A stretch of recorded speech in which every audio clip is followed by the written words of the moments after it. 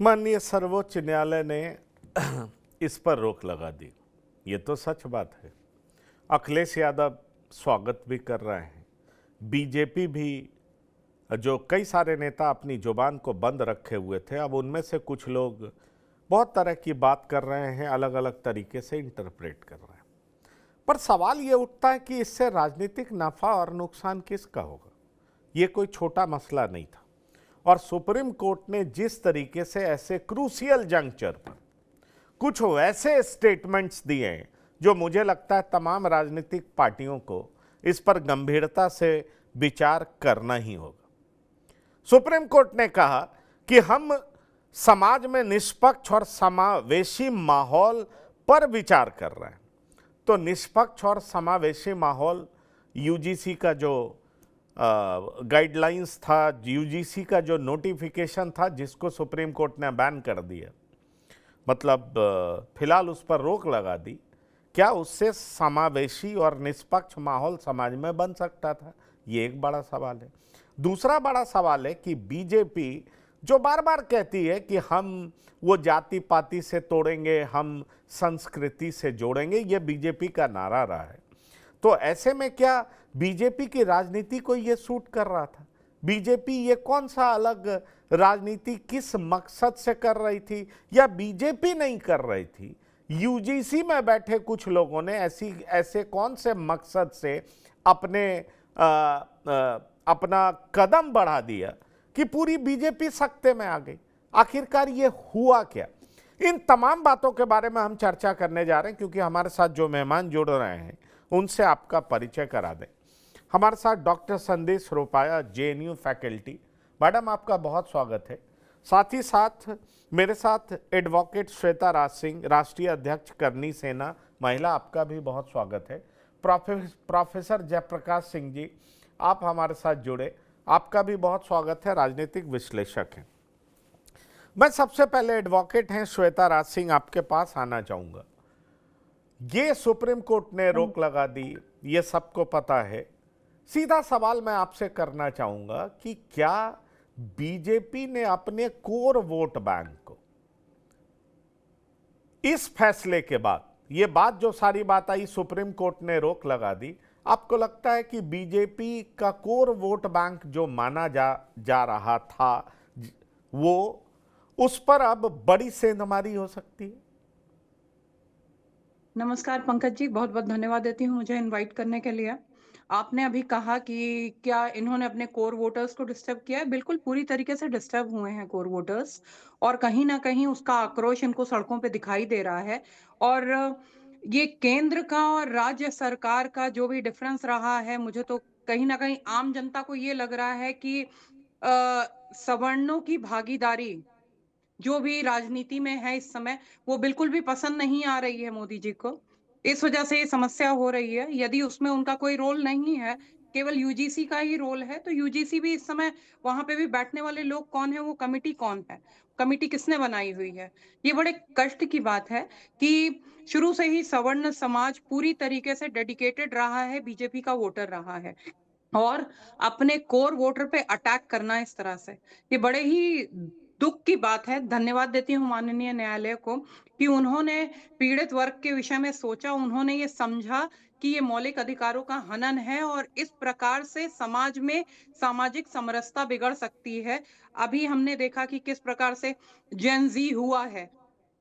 अभी हम देख रहे हैं कि कई जगह ये सारी स्थितियाँ परिस्थितियाँ बन रही हैं और हमारे देश को भी उसी जगह ढकेलने का प्रयास किया जा रहा है।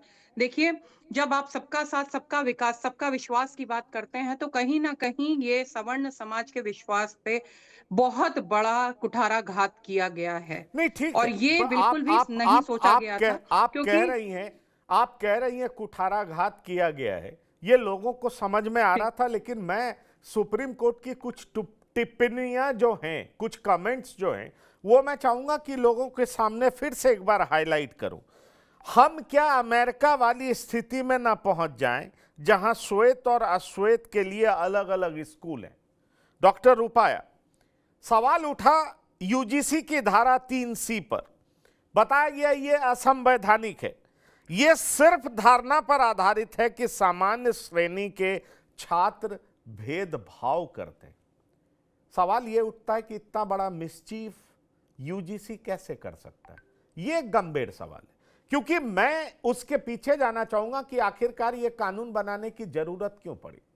कानून बनाने की जरूरत इसलिए पड़ी क्योंकि आपको याद होगा रोहित वेमुला का केस था, और उसके बाद कहा गया कि 2012 का जो कानून है वो इन्फोर्सेबल नहीं है, वो जो कल्प्रिट है उसको पनिश नहीं करता है।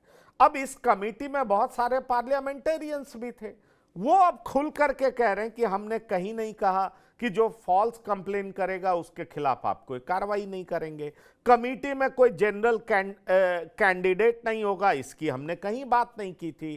तो ये ओबीसी को इंक्लूड करना, क्या ये पॉलिटिकल गिमिक है, सोची समझी राजनीति है, आखिरकार कैंपस में बंटवारा हो जाए, ये किसके सोच समझ से चल रहा है, किसकी ये सोच थी, ये मैं आपसे पूछना चाहूंगा।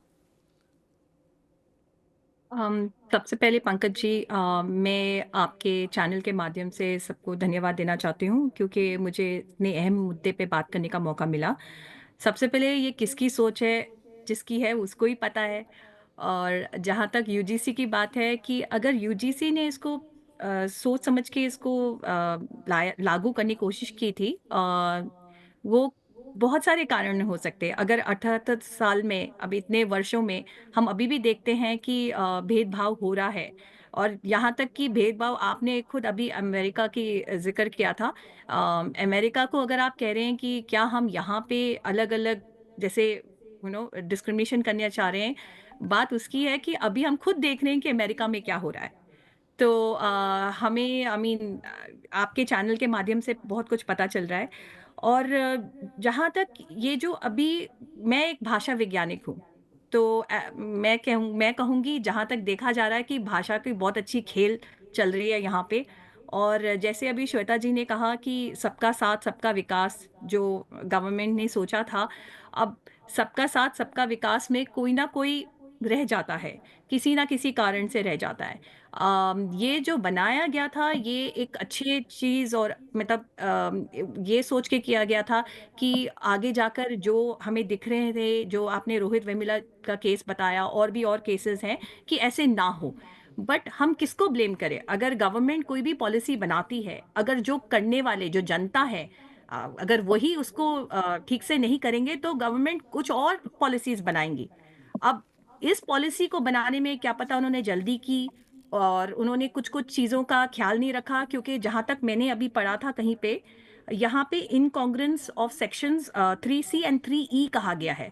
जिसका मतलब है कि जो आपका 2 अलग-अलग सेक्शन है, उसी के अंदर आपका ये जो कनेक्शन जैसा कहते हैं, ये हो नहीं पा रहा है, कि कैसे ये दोनों एक साथ कैसे हो सकता है? तो ये असंगति जिसे कहते हैं।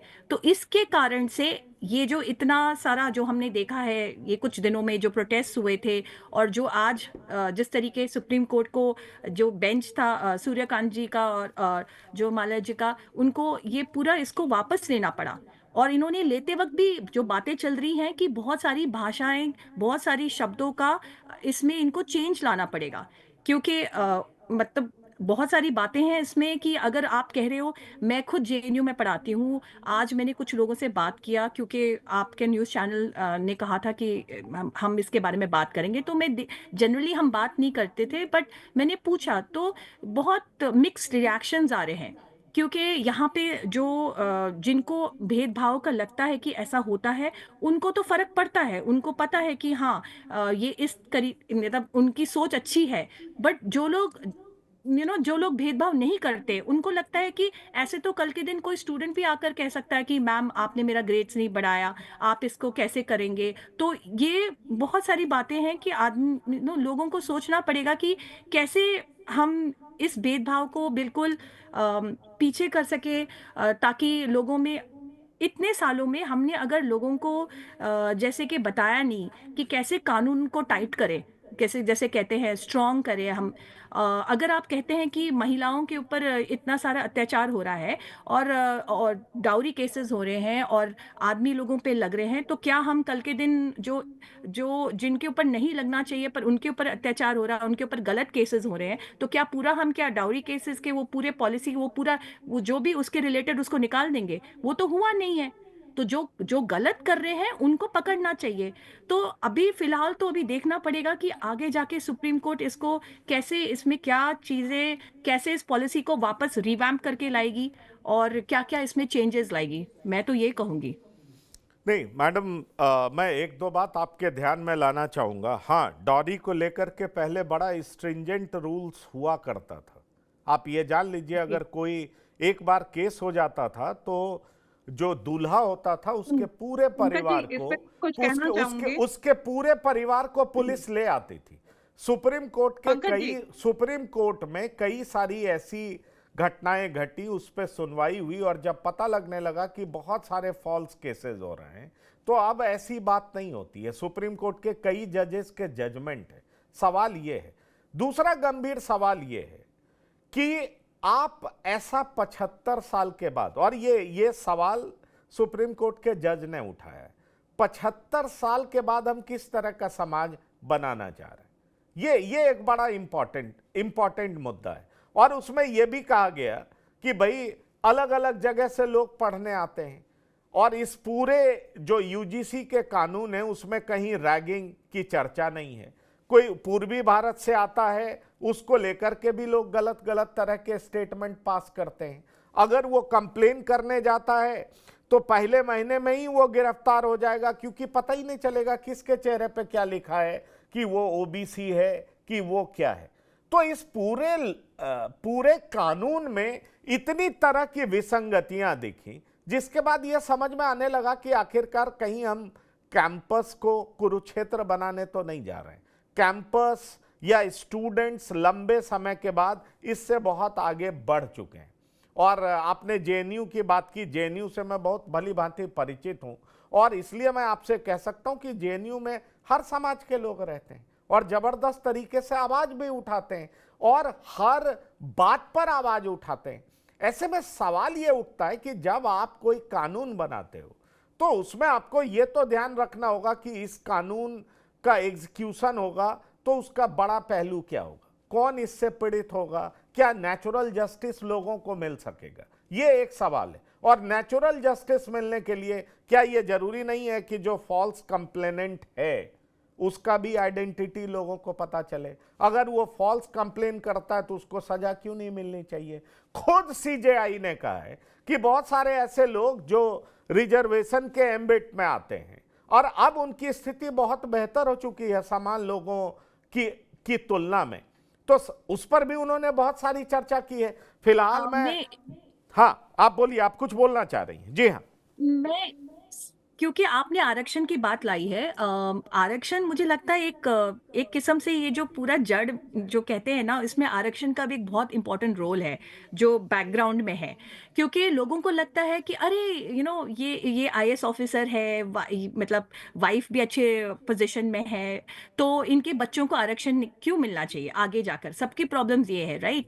अब बात ये है कि आरक्षण हमें फाइनेंशियल वजह से नहीं मिल रही है। It is not because of economic reasons कि इनके इनकी अर्थव्यवस्था क्या है। इट इज उनको इसलिए मिल रही है क्योंकि at the end of the day जब आप सोसाइटी में जाते हैं वहां पे अभी भी भेदभाव है, आप उसको मिटा नहीं सकते हैं। वो हम कोशिश करते हैं, हम पाठशालाओं में, हम यूनिवर्सिटीज में ये बात बताते हैं, पर फिर भी जिनको करना है करते हैं। और यहाँ तक कि अगर भेदभाव जी, इस नहीं पे मैं होता ऑब्जेक्शन तो यहाँ करूंगी। पे आज एक 78 सेकेंड वर्ष के मैम, बाद भेदभाव की बात मैम कर रही नहीं, हैं। मैं आप ऋचा जी आ प्रोफेसर हैं, रहा आप हूं मैं आपके शिक्षक हैं। पास, इनको जरा एक खत्म सेकंड, कर। ऋचा जी, सॉरी आप श्वेता जी, आ रहा हूं भेदभाव मैं। की बात कर हाँ रही हैं। हाँ ऋचा जी, ये बड़ा ऋचा जी एक क्रांतिकारी है, सेकंड। 78 वर्ष हो चुके हैं हमारी हाँ जी, स्वतंत्रता को। और ये जो कानून बनाया गया था, आरक्षण का जो भी कानून बनाया गया था, वो ठीक है। कानून एक लिमिटेड टाइम के लिए बनाया गया था। इस पे भी ऑब्जेक्शन किया है सुप्रीम कोर्ट ने। और आरक्षण एक विशेष वर्ग को उनका सोशल डिस्पैरिटी खत्म करने के लिए किया गया था, समाज में जो सोशल डिस्पैरिटी थी उसको खत्म करने का। बट नाउ तो मैम एक people minute, are ma'am far I did not ahead of it finish, मैंने मैडम। खत्म नहीं किया पीपल आर था। फार मैं ahead of it and now Shweta ji इनको कंप्लीट कर टोटल लेने दीजिए प्लीज, हाँ कंप्लीट कर लेने हाँ दीजिए, अभी दो पैनलिस्ट भी इंतजार कर रहे हैं। हाँ बोलिए बोलिए जी बोलिए जी डॉक्टर जी रूपाय। जी धन्यवाद पंकज जी। श्वेता जी को मैं एक बात बताना चाहती हूँ जो मुझे नहीं पता कि इन्होंने अपनी जिंदगी में कभी भेदभाव का कोई भी इनके मतलब इनका कोई एक्सपीरियंस रहा है। मैं जब इंडिया में आई थी 1999 में, इससे पहले मैंने इतना भेदभाव कभी नहीं देखा था जितना मैंने यहाँ पे आकर देखा था। मैं जब कॉलेज में जा रही थी तब मैडम, आप मुझे किसी जेएनयू ने से सोचा हैं कि तो मैं वहां की जो एक हवा है मिनट ना, वहां की हवा ही विषैली है, तो श्वेता आपसे इस जी प्रकार अगर की बात अगर मैं कोई एक्सपेक्ट एक कर एक सकती हूँ। एक नहीं one Pankaj ji, speaker eight ए ये बड़े टाइम, कष्ट की श्वेता बात जी है, मैं इन्होंने आपके यहाँ पास आ आकर रहा के हूं, आई एम भेदभाव कमिंग देखा है। Back to you. और दो लोग भी इंतजार हाँ कर रहे हैं, जरा समय बर्बाद होता है। हाँ बोलिए, हाँ जल्दी बोलिए प्लीज। हाँ तो मैं आपको बस ये बताना चाह रही हूँ कि जो भेदभाव जो मैंने फेस किया था जब मैं कॉलेज में थी और आज जब मेरी बेटी कॉलेज में है, कोई फर्क नहीं है। मेरी बेटी जब स्कूल में थी, एक लड़की उसके क्लास की जब वो छोटी थी आकर उसको एक दिन बोली कि तुम बड़ी होकर मेड बनोगी। आप प्रोफाइलिंग की बात करें, अभी यूएसए में लिंग्विस्टिक प्रोफाइलिंग हो रहा है, आप पता है? मतलब आदमी की आवाज सुनकर ही उनको लगता है कि अच्छा ये अमेरिकन नहीं होगा क्योंकि इसकी एक्सेंट है। और हमारे यहाँ इंडिया में मुझे तो आवाज करने की भी जरूरत नहीं है क्योंकि लोगों को लगता है कि मैं नॉर्थ ईस्ट की हूँ जबकि मैं उत्तराखंड की हूँ। और लोगों को ऑटोमेटिकली बहुत सारे, और अगर मैं सूट पहनती थी तो लोग सोचते थे मैं नेपाली हूँ। तो बहुत सारे भेदभाव मुझे पता है कि कैसा होता है। वो तो हम बहुत मतलब हम पहाड़ी लोग हैं, हम बहुत खुश मिजाज के, हम उसका इतना वो हम अपने हिसाब से हम पढ़ाई करके आगे बढ़ चुके हैं। ठीक है, वो लिंग्विस्टिक प्रोफाइलिंग अलग है, आप जो अलग बात कर रहे हैं आरक्षण की जो बात है, मैं इतना कहना चाहती हूँ। आरक्षण आपको लगता है कि हमारे देश में खत्म होना चाहिए क्योंकि भेदभाव ये सब, आपको पता है हमारे भारतीय लोग जो अभी बाहर पूरी दुनिया में घूम रहे हैं, वो लोग भेदभाव को वहां पे भी लेके जा रहे हैं। अमेरिका में वहां पे लोगों को ऑफिस में बोला जाता है कि ये पर्सन को इतना अच्छा पोजीशन जो आप सोच रहे हो मिला है, ये आरक्षण की वजह से जो हमारे भारत देश में इनको चलिए मिलता है। चलिए तो अमेरिका में चलिए, पॉजिटिव मुझे अफर्मेशन बोला मुझे जाता है। मुझे मुझे मुझे मुझे बहुत सारी चीजें बड़ी सुपरफिशियल लगती। आप यकीन मानिए, जेएनयू से मेरा गहरा ताल्लुक रहा है और मैं जी आपको बता सकता हूं, एक दौर ऐसा भी था दिल्ली में जब लोग बसेस पे चढ़ते थे तो खास तौर पर बिहारियों को टारगेट किया जाता था कि तू बिहारी है। बिल्कुल बिल्कुल, तो अब अभी भी वो करते हैं। बिहारी अपने लिए आरक्षण मांगने लगे, क्योंकि मैं बिहारी हूं, हर जगह डिस्क्रिमिनेशन होता है हमारा, इसलिए हमें हाँ जी आरक्षण दे देना चाहिए। तो पता नहीं सोसाइटी किस ओर जाएगा।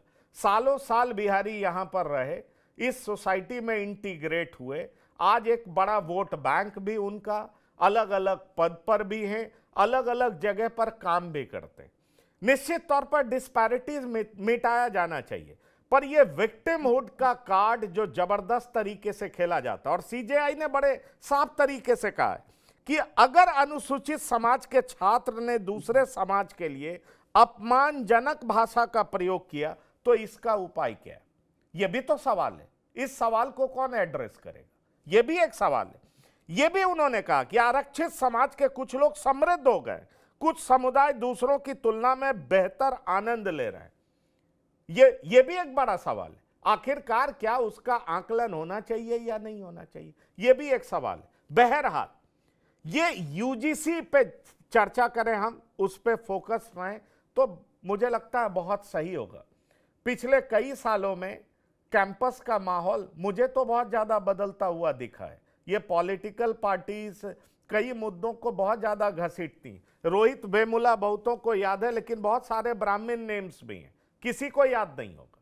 मैं आपको यह बता सकता हूं, बहुत सारे ब्राह्मण नेम्स है, और रोहित वेमुला के बाद भी वो मीडिया में रिपोर्टेड हुआ है, लेकिन वो ब्राह्मण है तो उसकी चर्चा नहीं होती। मैं समझता हूं हर इंसान के जान की कीमत है, इस बात को भी समझना होगा, और जिसके खिलाफ भी इनजस्टिस हो उसको जस्टिस जरूर मिलना चाहिए, वो चाहे किसी जाति, समाज, धर्म और मजहब से ताल्लुक रखता हो, किसी स्टेट से ताल्लुक रखता हो। लेकिन इस यूजीसी के कानून में सबसे बड़ा प्रॉब्लम जो आम लोगों को नजर में आया, वो ये नजर में आया कि आप पहले से ही प्रिज्यूम कर लेते हो कि एक सेक्शन ही कल्प्रिट है, बाकी लोग तो गलती कर ही नहीं सकते, बाकी लोग फॉल्स कंप्लेन कर ही नहीं सकते।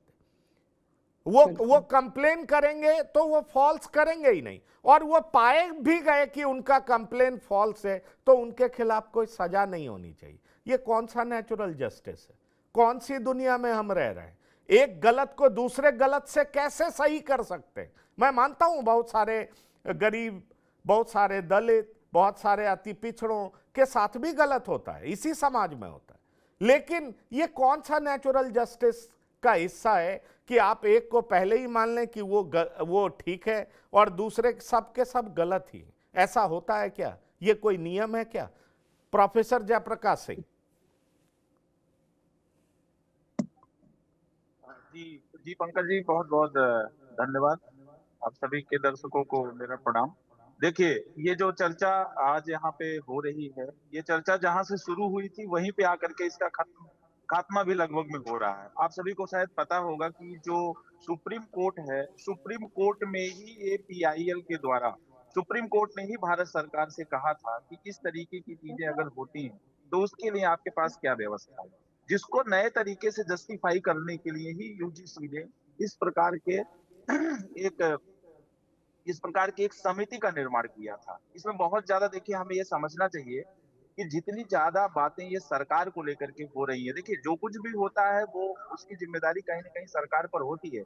हम सभी पहले से इस बात को समझते हैं क्योंकि हम सभी पढ़े लिखे हैं, प्रबुद्ध वर्ग से, हम सभी इस बात को समझते हैं। लेकिन हमें ये भी समझना होगा कि हम किन किन चीजों के लिए सरकार को दोष देते रहेंगे। अभी पंकज जी आपने ही कहा, सामाजिक न्याय को समाज में बिना स्थापित किए हुए किसी भी तरीके की न्याय की कल्पना नहीं की जा सकती। अंततः हम एक ऐसे इंस्टीट्यूशन में पढ़ रहे हैं जहां पे समावेशी शिक्षा, इंक्लूसिव एजुकेशन को खत्म करने के लिए इन्हीं सरकारों ने कई प्रकार के प्रयास किए हैं, जिसमें से एक NEP भी है। आप समझिए इस बात को। उसी के बाद अगर इस समिति ने, इस कमेटी ने कोई इस तरीके का एक निर्णय दिया है जिसमें कुछ जस्टिस नहीं हो पा रहा है, तो उसी जस्टिस को एक तरीके से डिफाइन नहीं करने की वजह से सुप्रीम कोर्ट ने आज UGC के इस व्यवस्था पे कहीं ना कहीं रोक लगाया है। जो एजुकेशन इक्वलिटी 2026 UGC बिल लेकर के आई थी, उसमें सरकार का ऐसा कोई इंटरफेयर नहीं है कि जो हम सरकार के ऊपर इतने सारे क्वेश्चन मार्क लगाने की कोशिश कर रहे हैं और UGC पे भी लगाने की कोशिश कर रहे हैं, क्योंकि UGC एक इंडिपेंडेंट संस्था है।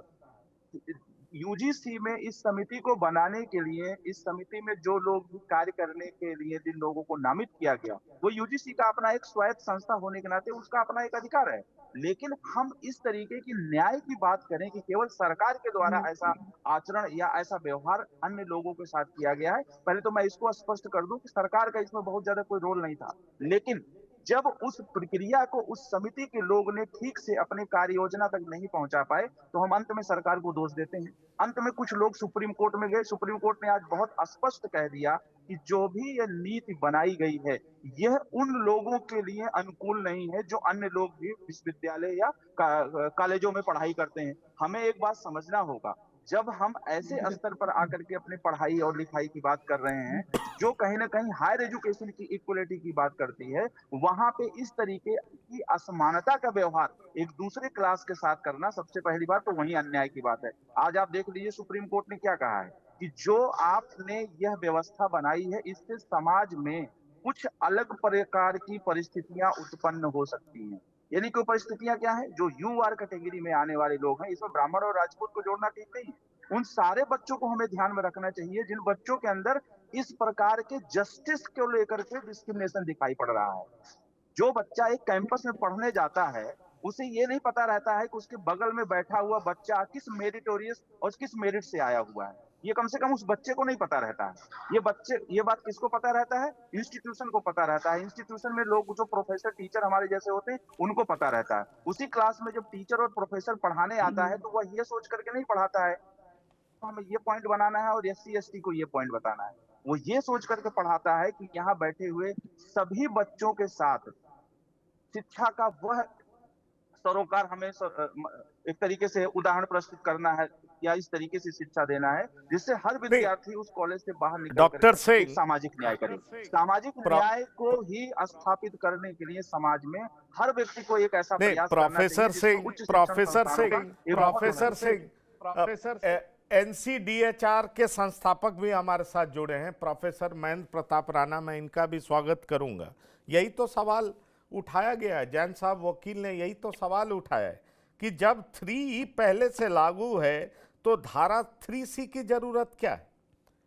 और यूजीसी का जो नया कानून था जिसको सुप्रीम कोर्ट ने रोक लगाया, उसमें यही बात तो उठ रहा है कि नए नियमों के तहत आप एक सामान्य वर्ग के लोगों को स्वाभाविक अपराधी कैसे मान सकते हैं। इस बात का ही जवाब तो नहीं मिला लोगों के पास, और इसीलिए सीजेआई को बहुत कुछ कहना पड़ा कि आखिरकार 75 साल बीत गए, उसके बाद भी हम कहां पर खड़े। क्या इससे हम बाहर नहीं निकल सकते? 75 साल बाद वर्गहीन समाज बनने के लिए कुछ भी हासिल कर पाए हैं क्या? उससे पीछे जाते हुए हम प्रतिगामी समाज बनते जा रहे हैं। ये एक बड़ा मार्केबल पॉइंट है। मैं चाहूंगा राणा साहब इस पर कमेंट करें। जी थैंक यू, धन्यवाद पंकज जी। ऐसे गंभीर मुद्दे पर मेरी आवाज सुनाई दे रही है ना? मेरी आवाज सुनाई दे रही है? आपकी आवाज ब्रेक हो रही है, आपकी आवाज ब्रेक हो रही है। पीसीआर जरा इनको कनेक्ट करिए ठीक से, इनकी आवाज ठीक से आ सके। तब तक मैं श्वेता जी के पास जाना चाहूंगा। श्वेता जी बोलिए, आप बहुत कुछ बोलना चाह रही थी, डॉक्टर रूपाया की बातों का जवाब देना चाह रही थी, आप जवाब दीजिए। नहीं, मैं सिर्फ डॉक्टर साहब की बातों का जवाब नहीं देना चाह रही थी। पंकज जी, सबसे पहले तो मैं आपको बहुत सारी शुभकामनाएं और बधाई दे रही हूँ। इतने पैनलिस्ट बैठे हैं, जितनी तर्क सम्मत बातें आपने करी हैं किसी और के मुंह से ये निकली नहीं है।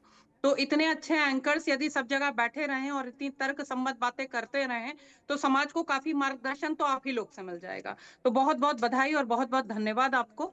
आपने वो सारी बातें बोल दी जो आमतौर पे आपने पैनलिस्ट को जोड़ा हुआ है उनको बोलनी चाहिए थी, कि सामाजिक समरसता बनाने की आवश्यकता है। हम कितने वर्गों में समाज को बांटने का प्रयास कर रहे हैं।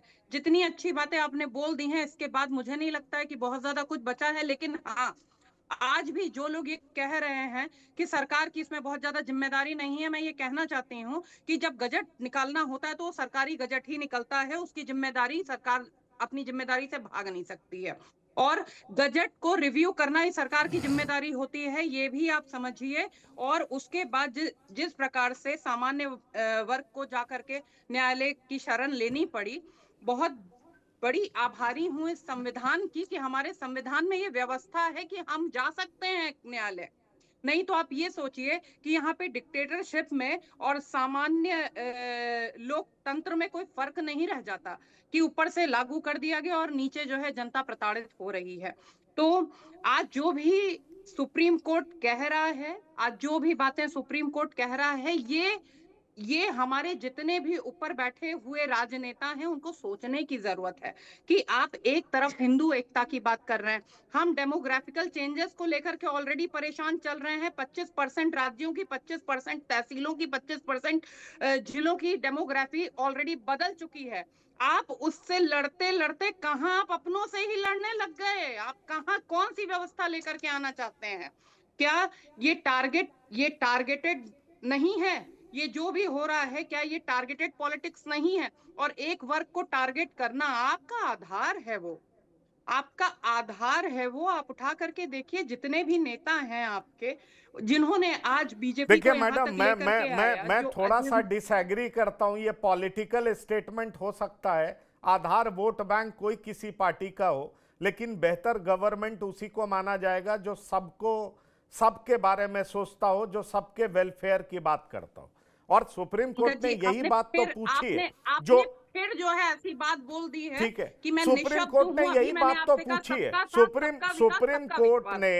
सुप्रीम कोर्ट ने जो एक बात कही है, और मुझे लगता है मैं तमाम पैनलिस्ट से यह जानना चाहूंगा कि पूछा कि जब भेदभाव की परिभाषा पहले से सभी तरह के भेदभाव को कवर करती है, तो जाति आधारित भेदभाव को अलग से परिभाषित करने की जरूरत क्या थी? यह सवाल सुप्रीम कोर्ट ने पूछा है और यूजीसी इसका जवाब नहीं दे पाई। ये एक बहुत महत्वपूर्ण पॉइंट है ना, भेदभाव किसी भी तरह का, और भेदभाव को जब पहले ही कवर किया जा रहा था। मैं राणा जी आपके पास आना चाहूंगा।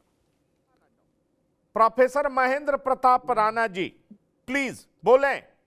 जी हाँ, बहुत अच्छी चर्चा है, आपको बधाई हो।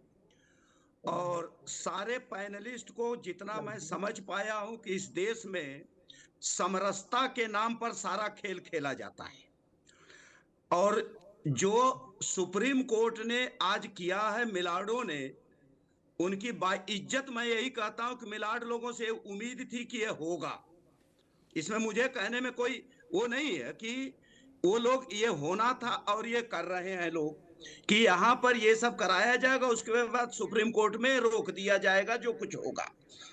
और पता नहीं क्यों मैं कभी कभी ये आज तक एक टीचिंग लाइन में होने के नाते हम लोग डिस्क्रिमिनेशन मैं जेएनयू से ही शुरू कर देता हूं सर, और सभी पैनलिस्टों के बड़े आदर के साथ।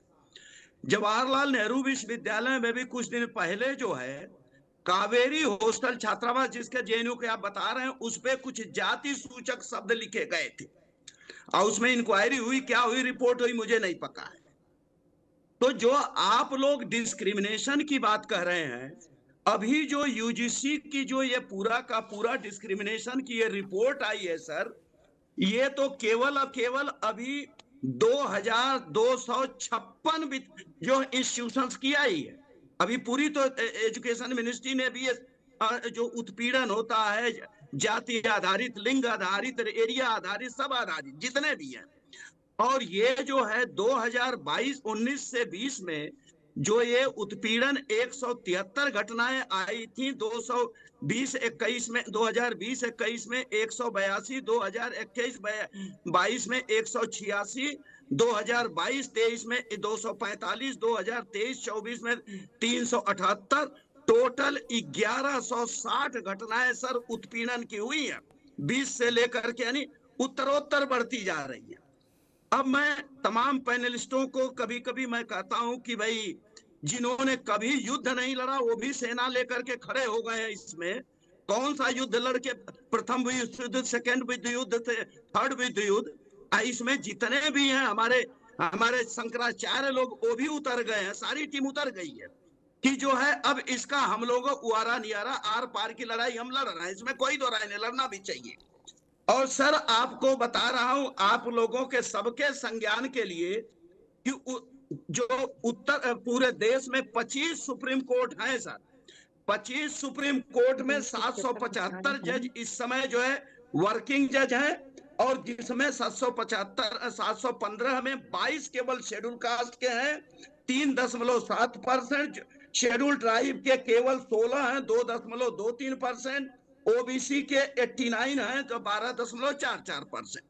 न्यायपालिका पर भी मैं बड़े इज्जत के साथ सभी मैं जो हमारे मिलाड लोग उनके सम्मान करते हुए न्यायपालिका के, लेकिन आज तक मैंने ये नहीं पाया कि न्यायपालिका, चाहे वो 1992 के में जो है मंडल कमीशन को जो रिपोर्ट दी गई थी, या तमाम एट्रोसिटीज के हमारे जो पैनलिस्ट लोग डिस्कस कर रहे हैं, एकेडमिक इंस्टीट्यूशन में पंकज जी कोई दिखा के डिस्क्रिमिनेशन नहीं होता है, वो माइंड से होता है, दिमाग से किया जाता है, कलम से किया जाता है।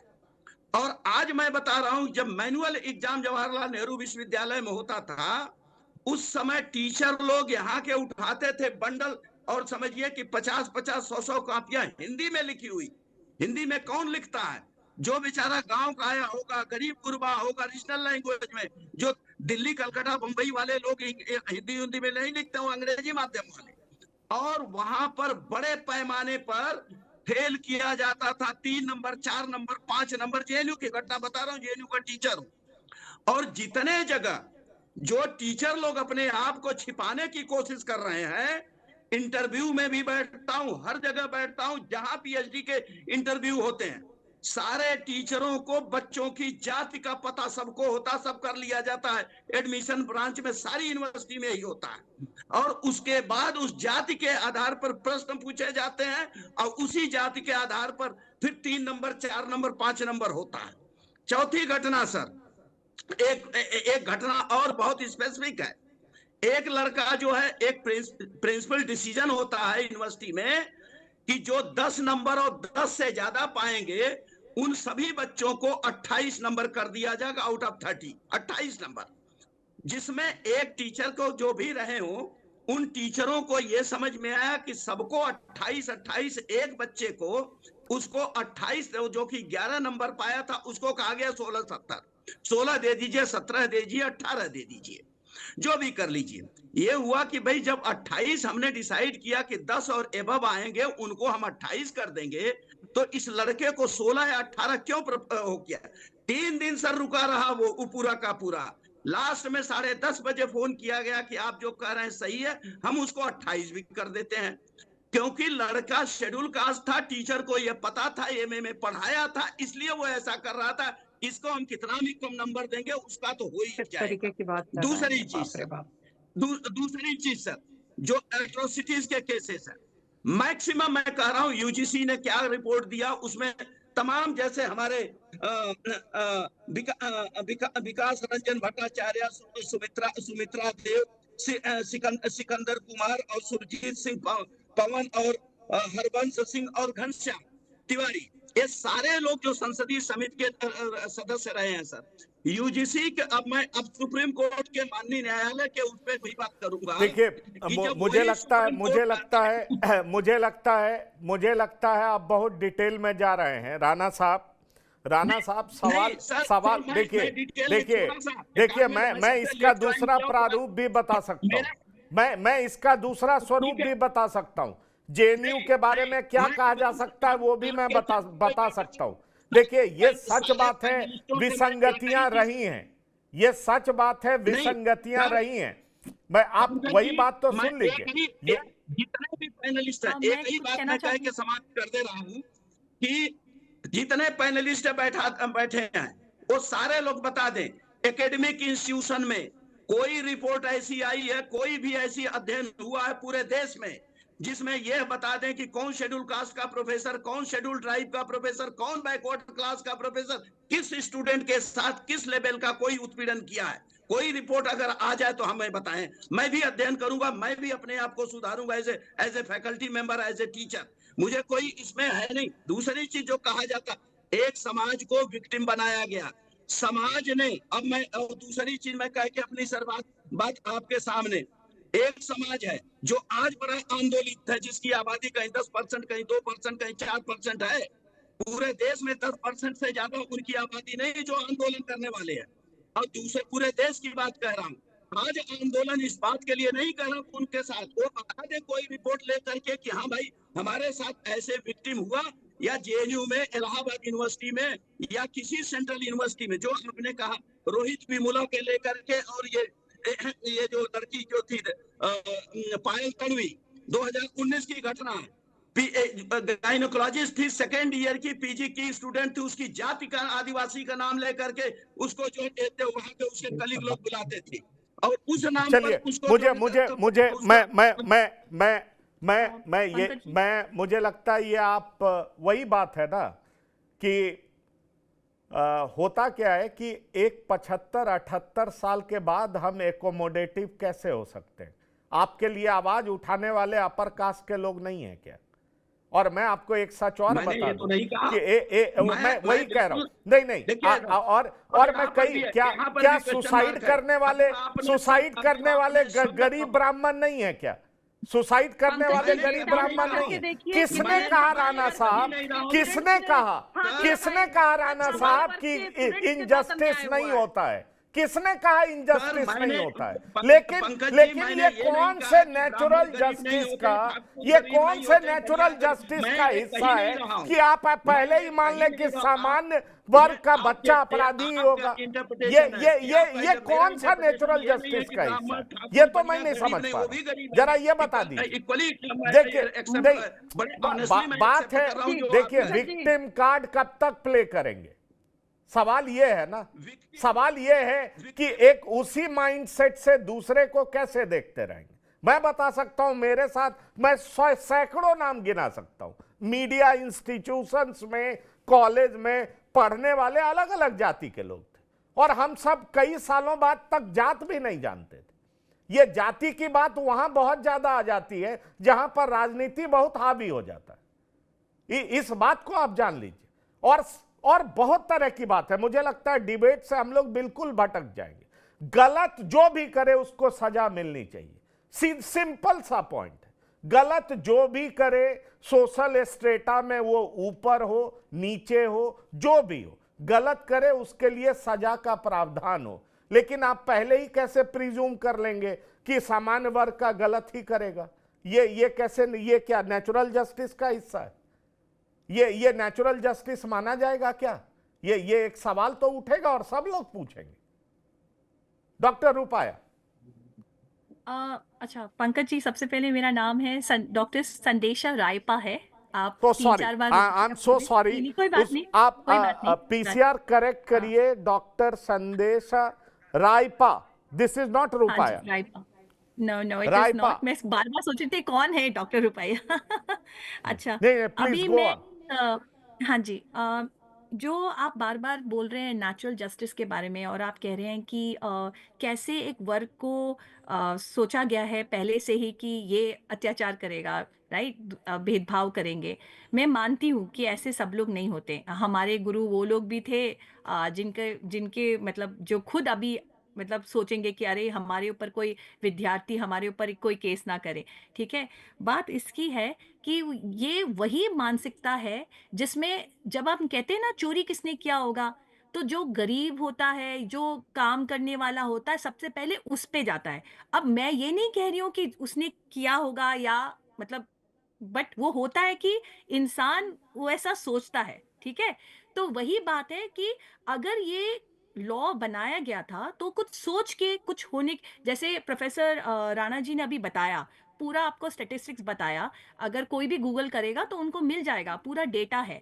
यहाँ तक कि ये वो डेटा है जहाँ पे लोगों ने बताया है। बहुत सारे लोग हैं जिन्होंने बताया भी नहीं होगा, और ये वही लोग नहीं है जो डॉक्टर रायपा, खाली SC डॉक्टर ST रायपा, OBC। मैं इस डिबेट को हीटेड नहीं बनाना चाहता हूं। अगर मैं नहीं, ये नहीं, ठीक है, ठीक है। स्टैटिस्टिक्स ये अगर मैं ये स्टैटिस्टिक्स रख दूं कि अनुसूचित जाति और जनजाति के खिलाफ एट्रोसिटीज करने वाले कौन से लोग सबसे ज्यादा हैं, तो आप हैरान हो जाएंगे। फिर होगा एंकर कास्टिस्ट है, एंकर कम्युनल है, मैं उस पे बात करना ही नहीं चाहता।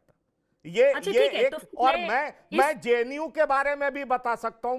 बहुत इट इज कॉमनली सेड कि आप लेफ्ट ओके। माइंडसेट के नहीं है तो आप पीएचडी कर ही नहीं पाएंगे। मैंने अपने कई दोस्तों से सुना, और इसको मैं सच नहीं मानता हूं। लेफ्ट माइंडसेट के मैं लोगों को वही की क्या हूँ। प्रिविलेज है वहां मैं पे? जेएनयू वही मैं पंकज जी, बताना मैं चाहता जेएनयू हूं। इसलिए इस पंकज पर जी, हम मैं नहीं जेएनयू की पढ़ते। हमने पंकज जी, हमने पंकज जी, एक हमने मिनट, एक मिनट। हमने वहां पर देश के सैनिकों, सीआरपीएफ के लोगों के मरने के बाद जो है वो कहते हैं ना कि सेलिब्रेट करते लोगों को देखा है। ये कौन सा माइंडसेट है? आज हम उसकी चर्चा करना ही नहीं चाहते।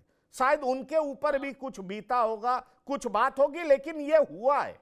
इसको गलत नहीं लेना चाहिए। हमने ये भी देखा है कि बिहार में दलित मरते थे, एक पार्टी सेलिब्रेट करती थी, रणबीर सेना के लोग मरते थे, दूसरी पार्टी नाराज होती थी। जाति के आधार पे कैसे अलग अलग दल अपने को एसोसिएट करते थे, ये हमने देखा है। और इसीलिए मैंने आपसे कहा कि जब ओवर पॉलिटिसाइजेशन किसी इंस्टीट्यूशन में होता है तो शायद उसका परिणाम होता है।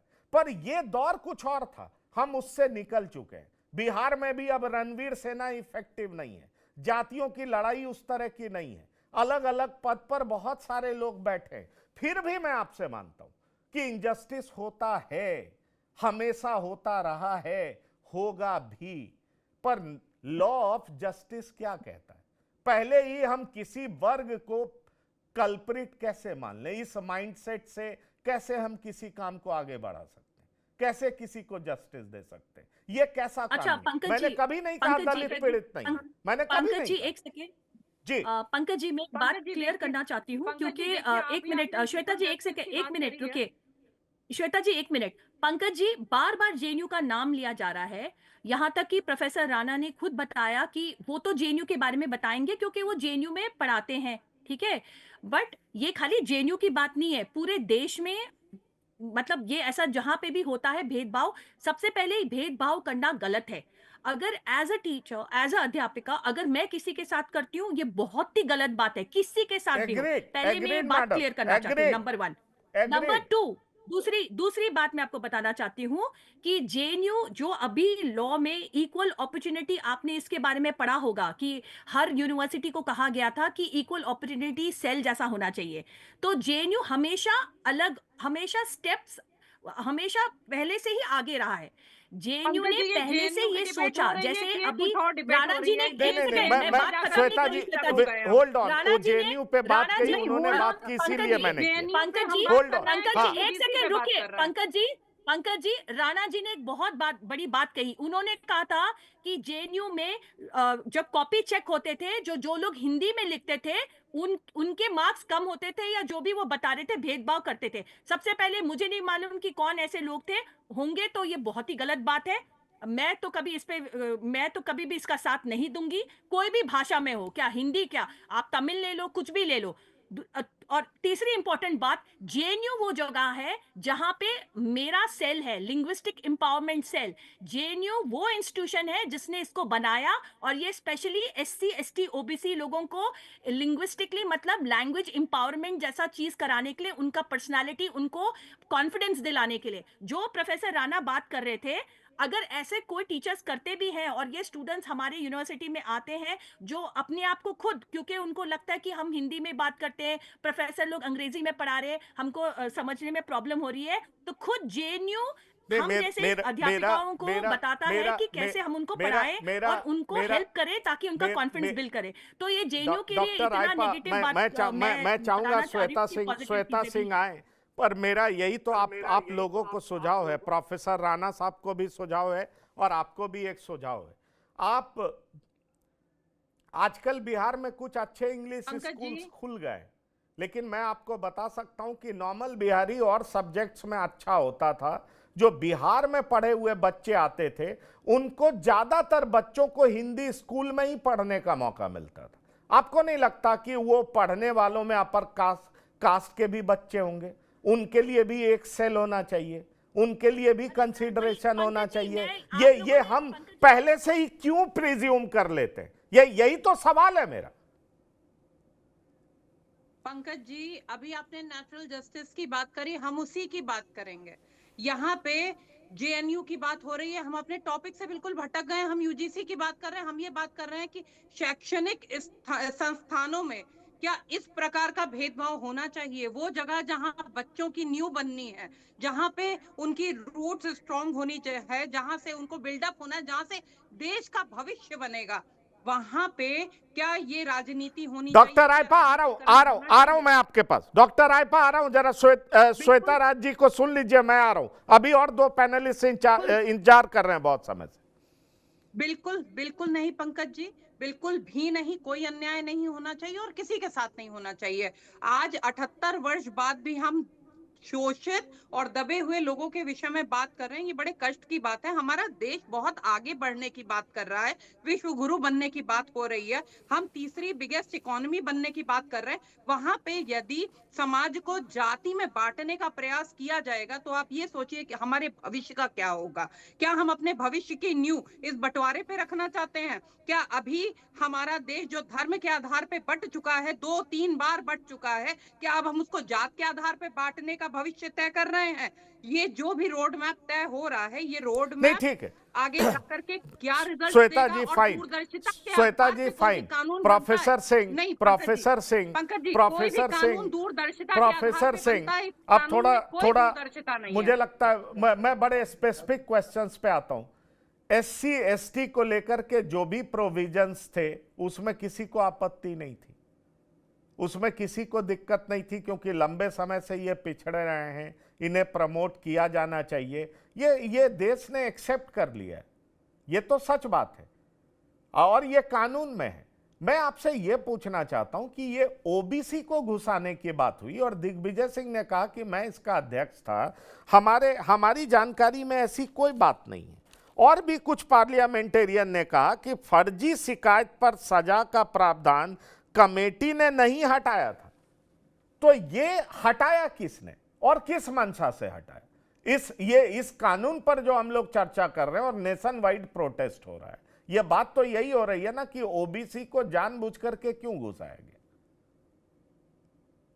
देखिए, अब पहले से चूंकि 2 लोगों के लिए तो पहले से कमेटी थी, ठीक है।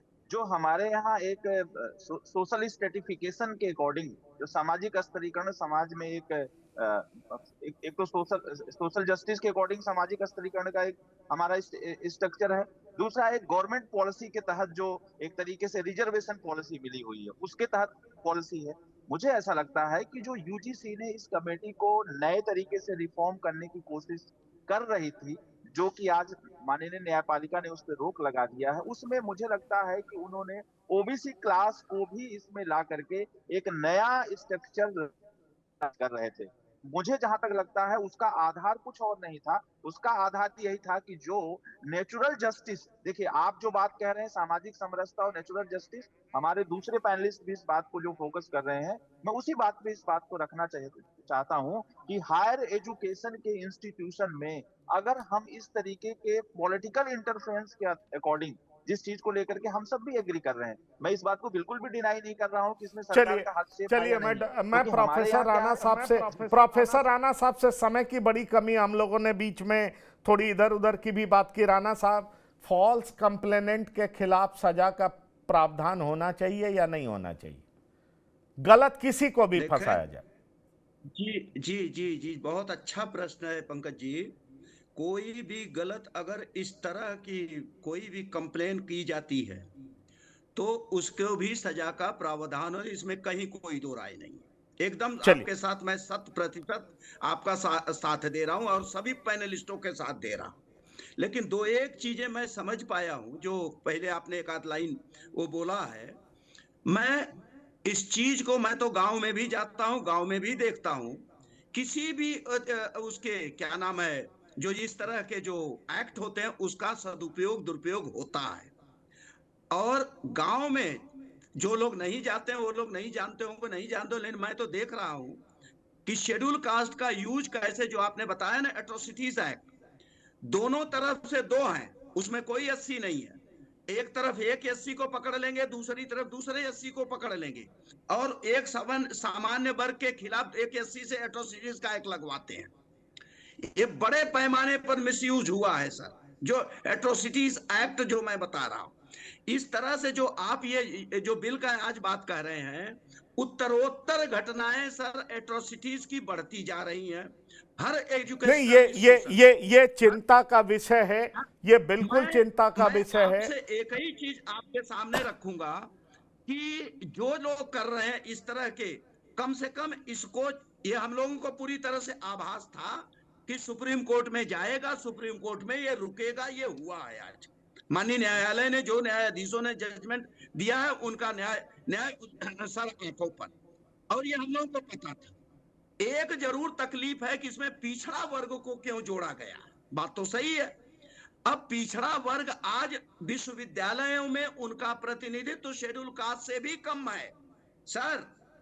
और दूसरी चीज, अभी तो हम यूनिवर्सिटी 45-46 हैं कि केवल सेंट्रल यूनिवर्सिटी में एक वाइस चांसलर एससी, एक वाइस चांसलर एसटी, 5 जो है ओबीसी, 7 हैं सर, 35-36 बाकी सामान्य वर्ग में। सर मैं आपको आगे भी सुनूंगा, बहुत समय आपको पहले भी दिया, चूंकि 6 बजे की सीमा हम लोग पार कर चुके हैं। यकीन मानिए मैं आपको फिर से इनवाइट करूंगा। मैं चाहूंगा हमारे प्लेटफॉर्म से आप जरूर अपनी बात रखें। और जो भी पैनलिस्ट हैं, मैं आप सभी लोगों का बहुत बहुत धन्यवाद करता हूं। अब उत्तर चाहिए मैं डॉक्टर संदेश रायपा, प्रोफेसर जय प्रताप सिंह और प्रोफेसर राणा, और साथ ही साथ एडवोकेट श्वेता राज सिंह। अब उत्तर चाहिए मैं, आप सभी लोग शामिल हुए, इसके लिए बहुत बहुत धन्यवाद और शुक्रिया। तो इस खास पेशकश में इतना ही। ताजा तरीन खबरों के लिए आप लगातार देखते रहिए TV9। धन्यवाद, नमस्कार।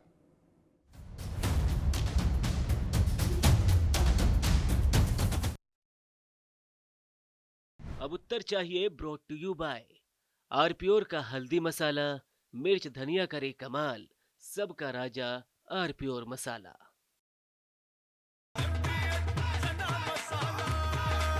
अब छोलिया हो या लोबिया, सफेद चने या काले चने, सब कुछ मजेदार बने। आया असली स्वाद, अब आया स्वाद। जब स्वाद के पड़े हो लाले तो MDH का चंकी चाट मसाला डालें। MDH का चंकी चाट मसाला। MDH अरे श्रीमती जी कुछ तो सस्ता लो, बचत करो। नहीं श्रीमान जी, सब बढ़िया लो, रहने दीजिए। इसमें क्या खास बात है? थोड़े में ज्यादा स्वाद, यही तो है इसकी खास बात। वाओ मामा, क्या स्वाद है। अरे मेरे राजा, राजा आर प्योर मसाला। मेरे पास है प्योर पाव भाजी का मसाला। प्योर पाव भाजी मसाला, पाव भाजी को टेस्टी बना डाला। सबका राजा आर प्योर मसाला। थोड़े में ज्यादा स्वाद, यही तो है इसकी खास बात। वाओ मामा, क्या स्वाद है। अरे मेरे राजा, राजा आर प्योर मसाला। तो सस्ता लो, सब बढ़िया लो, इसमें क्या खास बात है? थोड़े में ज्यादा स्वाद, यही तो है इसकी खास बात। राजा आर प्योर मसाला। का किचन किंग किचन में हो तो हम सब कुछ बना सकते हैं। बैंगन का भरता, आलू गोभी, भिंडी मसाला और भी बहुत कुछ। MBH